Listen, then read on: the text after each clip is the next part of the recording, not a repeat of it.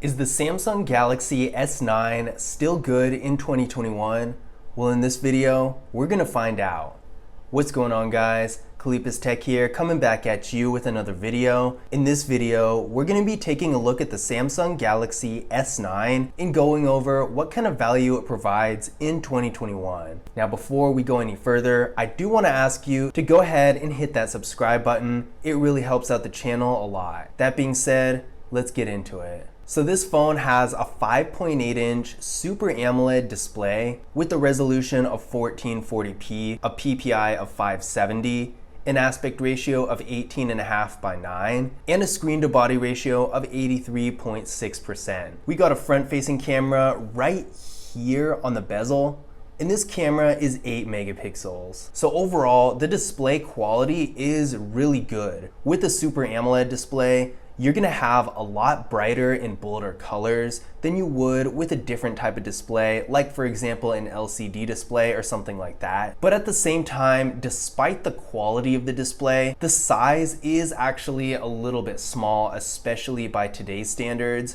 Now, when the phone was released, 5.8 inches was actually decently big. But today, I would say a big display would be something around 6.5, because nowadays we have phones up to 6.8 inches and some even bigger. So the standard has increased quite a bit. So if you're looking for a phone that has a larger display for content consumption, like streaming videos, viewing photos, reading, all that sort of thing, on the plus side, this phone has a really good resolution and overall quality. So stuff like photos are gonna look really good on it, but at the same time, the display is a little bit small. So if you value viewing things a little bit larger over having a better quality, then you're probably gonna be disappointed with this display. Now, this phone has 64 gigabytes of internal storage with micro SD card expansion, which isn't bad by any means. For the average user, this should be completely fine. But considering that this is a flagship phone, it is a little bit low, especially again by today's standards. 64 gigabytes is a good amount,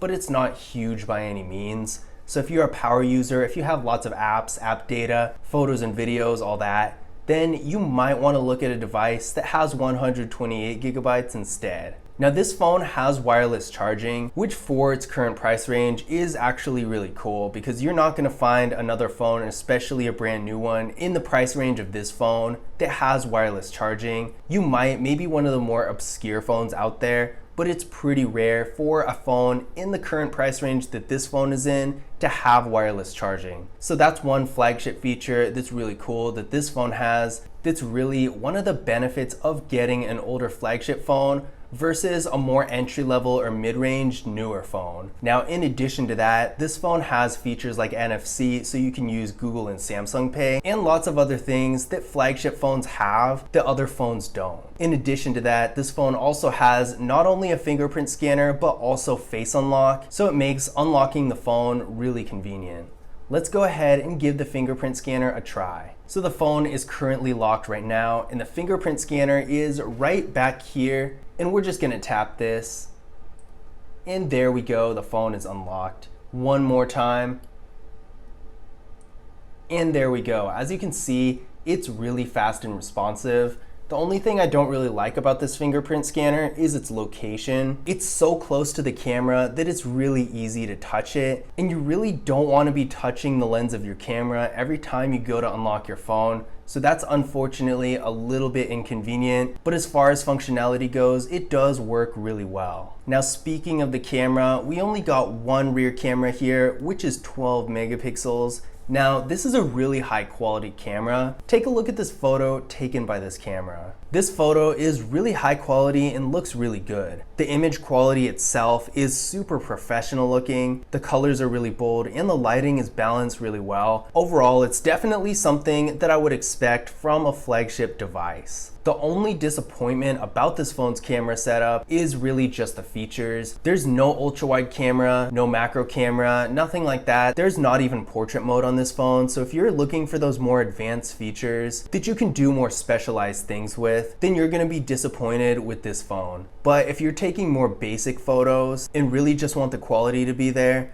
then this phone is going to work out perfectly fine for that. In addition to the camera, this phone can shoot videos in 4K in the rear camera and 1440p in the front. So that's really impressive, and it's something to think about if you want to shoot lots of high quality videos with your phone, because in the price range that you can currently find this phone in, you're really unlikely to find a newer phone that can shoot 4K videos. Now internally, this phone is getting 4 GB of RAM with the Qualcomm Snapdragon 845 processor. I ran a Geekbench 5 benchmark test on this phone and it came back with a single core score of 485 and a multi-core score of 2118. So this is a really powerful processor, and it's definitely quite a bit out of the range of the processors that you're gonna find in a brand new phone around this price range. So that is something to keep in mind. If you're doing activities that require lots of processing power, like high performance gaming and video editing and all that, or if you just want a really fast phone for stuff like web browsing and social media, this phone is gonna be really good for that. In fact, for pretty much everything as far as speed goes, it's gonna be significantly better than any new phone in the price range. On the other hand, one major drawback of this phone is the battery. This phone has a 3000 milliamp hour battery. This supports 15 watt fast charging. This is a pretty small battery, especially compared to the phones in this price range that you can find new. It might not have been too bad at the time the phone was released, but nowadays you can commonly find phones with 4000 to 5000 milliamp hour batteries, and even above that pretty easily.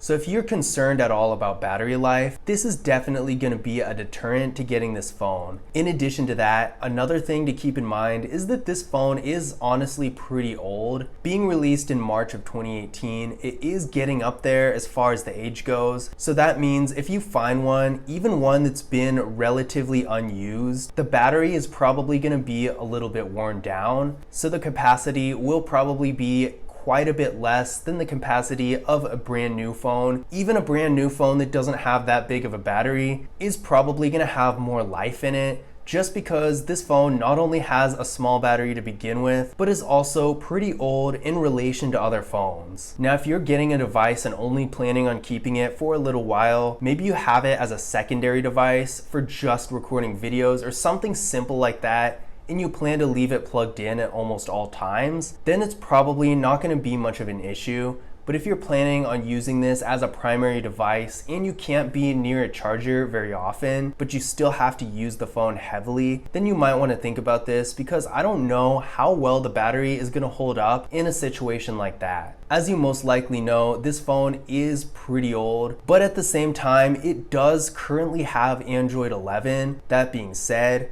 as with any older phone, the updates are slowly becoming fewer and fewer that are available for this device. So if you are more concerned about getting the latest versions of Android as they come out for as long as possible, then you might want to look at a newer device, because although this device has the latest version of Android right now, that's not guaranteed to continue for very long. So in conclusion, is the Samsung Galaxy S9 worth buying in 2021? I would say it really depends on your situation. As cool as it is to get a strong, more advanced flagship phone for a really low price, there are plenty of different drawbacks that might make you want to look the other way. The biggest one to me is the battery. This phone has such a small battery to begin with. 3000 milliamp hours is not big by any means. And in addition to that, the phone is over 3 years old in 2021. So no matter what the condition is of the device you actually get, it's probably gonna be a little bit worn down, so the battery capacity is gonna be even less. So if battery life is important to you, this is for sure something to think about. Another thing about this phone that's a bit of a drawback is just the fact that updates are probably not going to be supported for much longer. Again, this phone does have Android 11 right now, but if you are concerned about getting the latest versions of Android in the future as they come out, then you might want to reconsider buying this phone, just because there's no guarantee on how long updates are going to be supported, and age-wise, this phone really is getting up there. The other thing I really don't like about this phone is just the size of the display. It's just too small for me. By today's standards, 5.8 inches is definitely not big by any means, and I personally like to have a larger image on my screen, even if it means giving up some of the quality of the image itself. And finally, another big drawback of this phone is the camera setup. While the camera itself and the videos this phone shoots are pretty good, there are really not very many features. I would personally at least expect portrait mode, especially from a flagship phone. Now yeah, portrait mode wasn't really that much of a thing when this phone was released, but at the same time, it's still something that I use quite often and wouldn't want to go without. In addition to that, phones these days have ultra-wide cameras, macro cameras, telephoto lenses, all that kind of stuff, especially for a flagship phone. So all that considered, this phone's camera is pretty featureless. But if you can get past all that, this phone does have a really high quality display, a really good processor, and some nice flagship features like wireless charging and NFC that you're most likely not gonna find in a brand new phone of this price range. But I hope you guys enjoyed the video, and I hope you found this information useful as well. If you did, don't forget to leave a thumbs up and subscribe to the channel, and I will see you in the next video.